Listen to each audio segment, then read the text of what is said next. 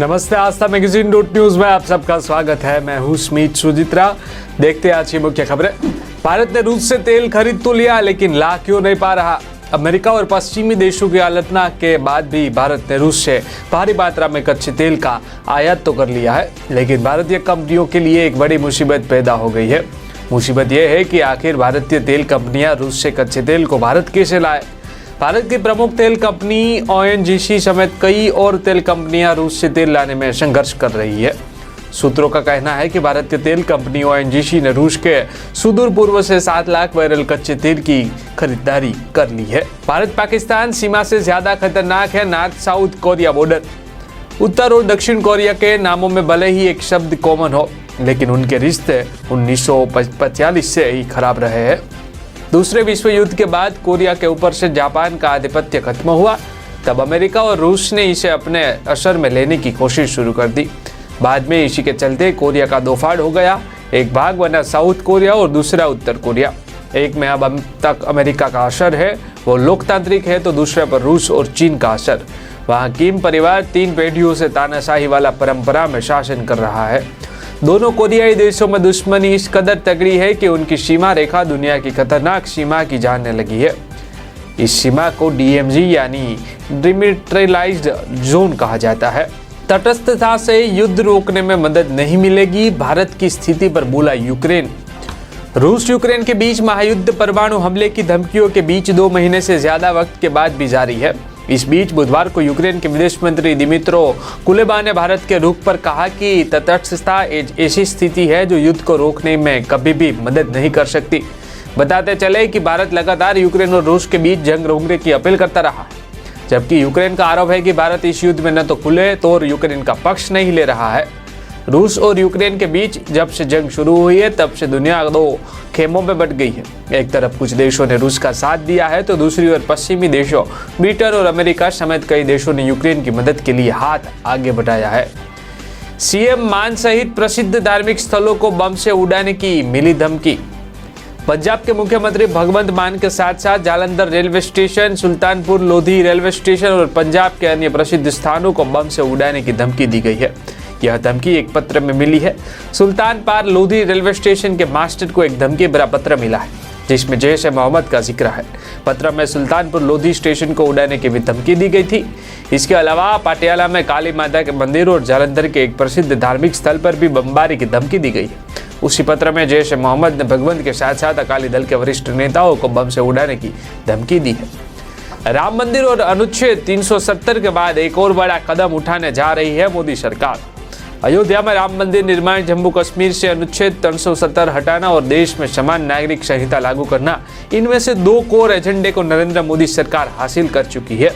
अयोध्या में भव्य राम मंदिर का निर्माण कार्य जोर शोर से जारी है और जम्मू कश्मीर से अनुच्छेद 370 हटाया जा चुका है। अब धीरे धीरे ही सही भाजपा ने अपने तीसरे कोर एजेंडे देश भर में समान नागरिक संहिता लागू करने की तरफ कदम बढ़ा दिया है। भाजपा अब अपने तीसरे और बचे हुए एकमात्र कोर एजेंडे को लेकर भी कदम उठाने का फैसला कर चुकी है। फिलहाल भाजपा की राज्य सरकारों ने इसकी शुरुआत कर दी है, जिससे भाजपा को देश भर के माहौल का अंदाजा लगाने में मदद मिलेगी और फिर इस मुद्दे पर भी केंद्र सरकार आगे कदम बढ़ा सकती है, क्योंकि पूरे देश में इसे लागू करने के लिए केंद्र सरकार के स्तर पर ही संसद से इस कानून को पारित करवाना पड़ेगा। दिल्ली में कोरोना केस में बड़ी उछाल। 24 घंटे के भीतर 1367 नए केस, 1 की मौत। दिल्ली में एक बार फिर कोरोना रिकॉर्ड टूट गया है। आज राजधानी में कोरोना के 1367 नए मामले सामने आए हैं। एक शख्स की मौत भी हुई है। संक्रमण दर 4.5% पर पहुंच गया है। कल दिल्ली में कोरोना के 1204 मामले दर्ज किए गए थे। ऐसे में एक दिन के अंदर में फिर बड़ा उछाल देखने को मिला है। आंकड़ों की बात करें तो दिल्ली में कुल 30,346 कोरोना टेस्ट किए गए थे। कुछ दिनों की तुलना में यह नंबर ज़्यादा बड़ा माना जा सकता है, लेकिन फिर भी दिल्ली का संक्रमण दर 4% से ऊपर बन चुका है। सरकार पूरी कोशिश कर रही है कि टेस्ट और ट्रेस पर पूरा जोर दिया जा रहा है। टीकाकरण अभियान को भी रफ्तार देने का प्रयास लगातार जारी है। देश के आधा दर्जन राज्यों में गहराया बिजली संकट। यूपी में 17 दिन की जगह बचा है 7 दिन का कोयला स्टॉक। गर्मी बढ़ने के साथ ही बिजली की मांग बढ़ती जा रही है, वहीं दूसरी तरफ इसकी उपलब्धता में भारी कमी देखी जा रही है। जिसकी वजह से बिजली संकट गहरा जा रहा है। उत्तर प्रदेश, उत्तराखंड, महाराष्ट्र, झारखंड समेत देश के कई राज्यों में बिजली के संकट को देखते हुए कटौती शुरू हो गई है, जिससे लोगों को भारी परेशानी हो रही है। सबसे अधिक आबादी वाले उत्तर प्रदेश में कोयले का स्टॉक भी जरूरत के अनुपात में महज 26% ही बचा है, जिससे बिजली संकट और गहराने का खतरा बढ़ गया है। यूपी की बात करें तो बिजली संकट के बीच प्रदेश के थर्मल पावर स्टेशनों के पास जरूरत के अनुपात में 1/4 कोयले का ही स्टॉक बचा है। उत्तर प्रदेश में है 7,000 से ज्यादा मदरसे, योगी आदित्यनाथ ने दिया बड़ा आदेश। उत्तर प्रदेश की योगी आदित्यनाथ सरकार ने आधुनिक मदरसे योजना के तहत राज्य में मदरसों की जांच के निर्देश दिए हैं। उत्तर प्रदेश के उप सचिव शकील अहमद सिद्दीकी द्वारा जारी एक सर्कुलर में राज्य में मदरसों की जांच के लिए एक समिति के गठन का निर्देश दिया गया है। समिति मदरसों के भवन, भूमि, किराया, शिक्षक और छात्र आदि की जांच करेगी और 15 मई तक अपनी जांच रिपोर्ट तैयार कर सीएम योगी को भेजेगी। उत्तर प्रदेश में मदरसा आधुनिकीकरण योजना से जुड़े 7,000 से ज्यादा मदरसे हैं। इससे पहले उत्तर प्रदेश सरकार ने मदरसा शिक्षकों के लिए प्रशिक्षण आयोजित करने का फैसला लिया था, ताकि उन्हें शिक्षण के ऑनलाइन मोड पे कुशल बनाया जा सके। बीजेपी की तिकड़ी से डरे प्रशांत किशोर, क्या इसलिए कांग्रेस में नहीं हुए शामिल? चुनावी रणनीतिकार प्रशांत किशोर ने बेशक कांग्रेस की 2024 में चुनावी नैया पार कराने के कांग्रेस के ऑफर को ठुकरा दिया, लेकिन क्या वाकई इसकी वजह है वही है जो प्रशांत किशोर ने बताई है या फिर कुछ और? पीके ने ट्विटर पर किया था पोस्ट। पीके ने ट्वीट के जरिए यह जानकारी दी थी कि कांग्रेस संगठन उनके बदलाव के सुझाव को अमल में लाने को तैयार नहीं था। वो चाहते थे कि उन्हें सिर्फ चुनावी रणनीति तक सीमित न रखा जाए। पीके ने सुझाव दिया था कि पार्टी को निर्णय लेने की शक्ति को बढ़ाने की जरूरत है और साथ ही सुधारों पर अमल करने के लिए उन्हें खुली छूट मिले, तो कांग्रेस के लीडरों को मंजूर नहीं था, क्योंकि एक चुनावी रणनीतिकार होने कारण वह अच्छी तरह जानते थे कि 2024 में प्रधानमंत्री मोदी और भाजपा को जीत की तिकड़ी बनाने से कोई रोक नहीं सकता।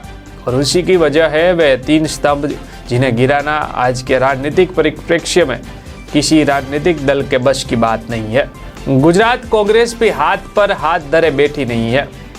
2019 में लोकसभा चुनाव में हार के बाद कांग्रेस ने इस फॉर्मूले के तहत प्रदेश अध्यक्ष जगदीश ठाकुर को बनाया, जो ओबीसी नेता है। विधानसभा में कांग्रेस दल का नेता सुखराम राठवा को बनाया, जो आदिवासी नेता माने जाते हैं। गुजरात में 15% से ज्यादा ट्राइबल आबादी है। जिग्नेश मेवाणी दलित समाज से आते हैं। इस वजह से उनकी गिरफ्तारी का मुद्दा भी कांग्रेस ने इतनी जोर शोर से उठाया। कांग्रेस को मालूम है कि राज्यों के मुसलमान उनके साथी है। वही माना जा रहा है कि रणनीतिकार प्रशांत किशोर ने कांग्रेस को गुजरात चुनाव में PODAM का मंत्र दिया था, जिसमें P Patel, O OBC, D Dalit, A आदिवासी और M माने मुसलमानों के लिए था। इसी फॉर्मूले की वजह से नरेश पटेल को कांग्रेस में शामिल होने की चर्चा थी, लेकिन प्रशांत किशोर का चैप्टर फिलहाल कांग्रेस के लिए बंद हो गया है। 20 सेकंड में 40 रॉकेट दागता है भारतीय हथियार। रूस यूक्रेन युद्ध में ही भी हो रहा उपयोग। सोवियत संघ के समय में बड़े ग्रेड रॉकेट अब भी करीब 100 देश उपयोग कर रहे हैं। ये बेहद भरोसेमंद और भयानक तबाह मचाने वाला हथियार है। इसका असल नाम BM-21 है। यह हथियार भारत में भी है। भारत के पास इसका स्वदेशी वर्जन भी है, जो ज्यादा घातक है। BM-21 ग्रेड रॉकेट्स को ट्रक के ऊपर लगे लॉन्चर से दागा जाता है। पूरी दुनिया में इसके अब तक करीब 1 लाख यूनिट्स बनाए गए हैं। 1 दर्जन देशों ने इसके अपने वेरिएंट्स यानी वर्जन भी बना लिए हैं, लेकिन यह रॉकेट आज भी किसी भी तरह के युद्ध के दौरान सबसे पहले उपयोग में लाया जाने वाला बेहतरीन हथियार है, क्योंकि इससे दुश्मन का बच पाना मुश्किल होता है। योगी सरकार में 106 जूनियर इंजीनियर्स को किया डिमोट। अखिलेश सरकार में नियम विरुद्ध हुआ था प्रमोशन। उत्तर प्रदेश की योगी सरकार ने लोक निर्माण विभाग में कार्यरत 106 जूनियर इंजीनियर्स को डिमोट करने का फैसला लिया है। इन जूनियर इंजीनियर्स को अखिलेश यादव की सरकार में गलत तरीके से प्रमोशन मिला था। दरअसल साल 2013 में तत्कालीन अखिलेश सरकार ने 106 जूनियर इंजीनियर्स को डिप्लोमा के आधार पर प्रमोट किया था। इन सभी इंजीनियरिंग को नियमों के विरुद्ध डिप्लोमा के आधार पर प्रमोट दिया गया था, जो गलत था। रिव्यू कमेटी की रिपोर्ट के आधार पर सरकार द्वारा यह निर्णय लिया गया है। पीएम मोदी के संबोधन के दौरान सीएम केजरीवाल की ऐसी हरकत, भाजपा ने साधा निशाना। मुख्यमंत्री अरविंद केजरीवाल पर निशाना साधा है। भाजपा ने ट्वीट कर मुख्यमंत्री केजरीवाल असभ्य करार दिया है। दरअसल बीजेपी ने मुख्यमंत्रियों के साथ प्रधानमंत्री नरेंद्र मोदी की कोविड समीक्षा बैठक का एक वीडियो पोस्ट किया। वीडियो में आम आदमी पार्टी के नेता अरविंद केजरीवाल को पीएम मोदी के संबोधन के दौरान हाथ उठाकर अंगड़ाई लेते हुए देखा जा सकता है। पीएम मोदी ने बुधवार दोपहर सभी राज्यों के मुख्यमंत्रियों के साथ बैठक की देश भर में कोरोना मामलों में आई तेजी की स्थिति की समीक्षा की। LIC के IPO आपके पास है, LIC का पॉलिसी तो आपको सस्ते में मिलेंगे share. Life insurance corporation of India का IPO 4 मई को खुलेगा। ये देश का सबसे बड़ा IPO होगा। IPO के जरिए सरकार LIC की 3.5% हिस्सेदारी बेचने जा रही है।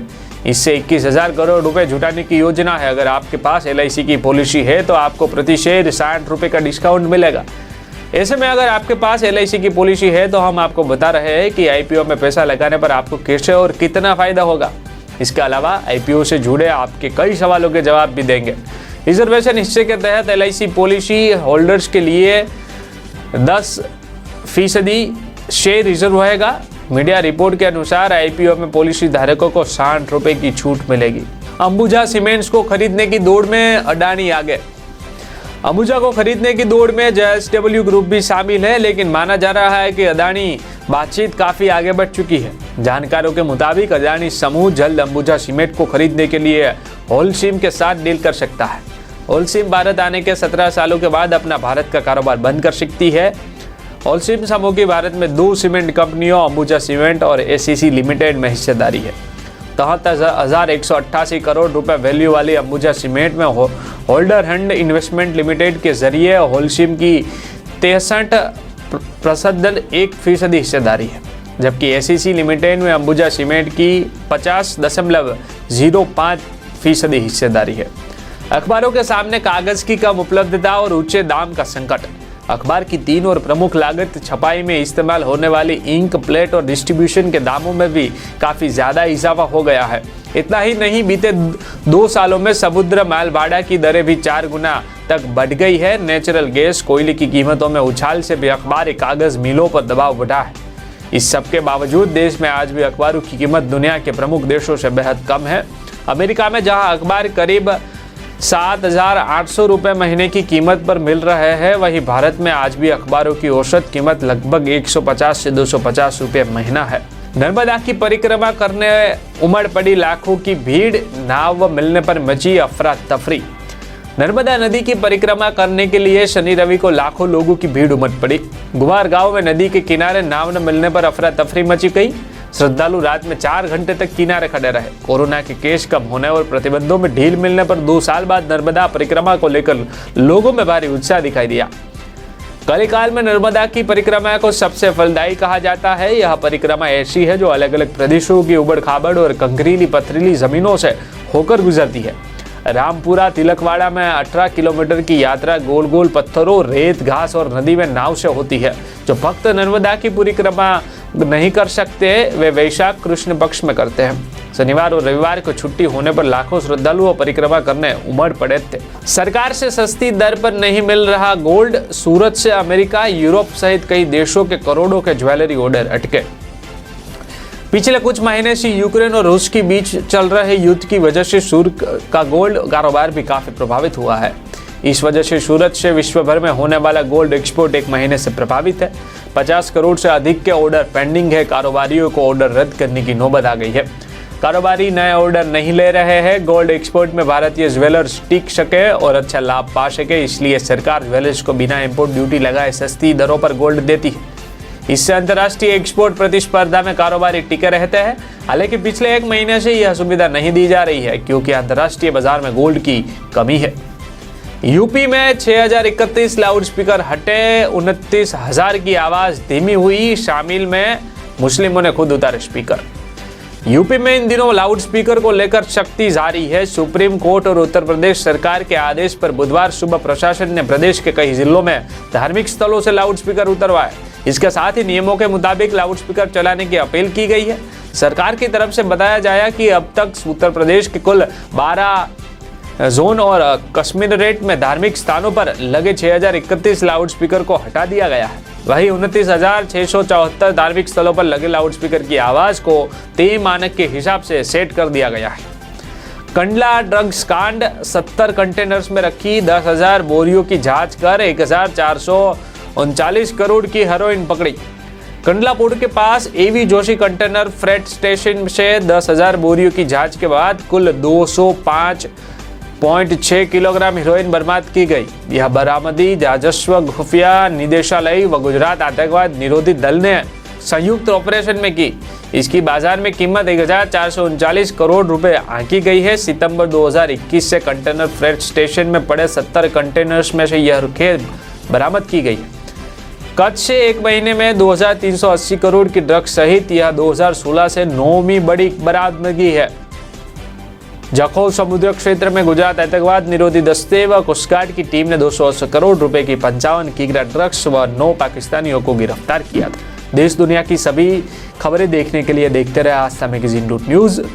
धन्यवाद।